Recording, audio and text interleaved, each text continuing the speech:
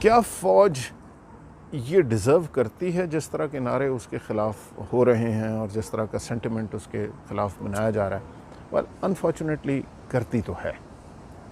75 سال میں فوج نے اپنے فائدے کے لیے ہر انسٹیٹیوشن کا بیڑا غرق کیا۔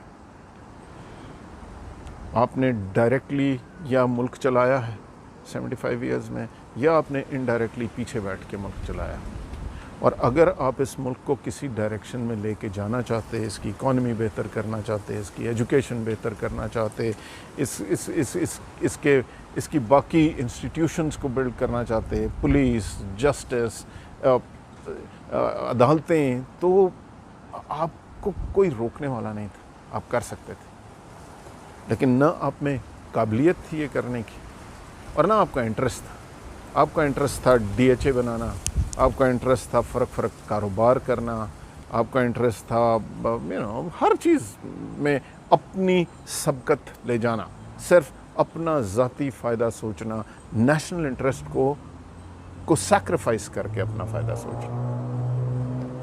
اور چونکہ یہ جتنے کام آپ کر رہے تھے یہ ایک پروفیشنل ملٹری کا کام نہیں ہے، اور آپ اس تمام کام کرتے ہو، ریئل اسٹیٹ سے لے کے بینکنگ سے لے کے ہر جگہ تک آپ وہ تمام کام کرتے ہو جو کہ پروفیشنل آرمی کا کام نہیں ہے، اور اس ملک کا کانسٹیٹیوشن نہیں کرنے دیتا، تو آپ نے اس کے کانسٹیٹیوشن کو بھی تباہ کیا۔ آپ نے ہر ادارہ جو آپ سے سوال پوچھ سکتا، آپ نے اسے اتنا کمزور کیا کہ آپ کی مناپلی کو کوئی چیلنج نہ کر سکے۔ I think you have been very selfish. You have brought this country to a very destructive end. And what you do from here, you have to be very careful.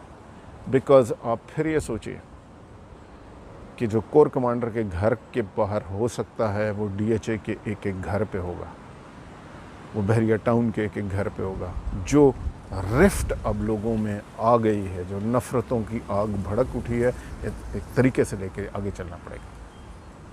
اس وقت آپ کے پاس choice کیا ہے؟ فوج کی اگر ہم بات کرتے ہیں، انفارچونیٹلی فوج کو اس پہ بہت اسٹرانگ کریک ڈاؤن کرنا پڑے گا۔ اس مومنٹ پہ آپ کنٹرول لوز کرنا افورڈ کر ہی نہیں سکتے، اور اس کی میں آپ کو وجہ بتاتا ہوں۔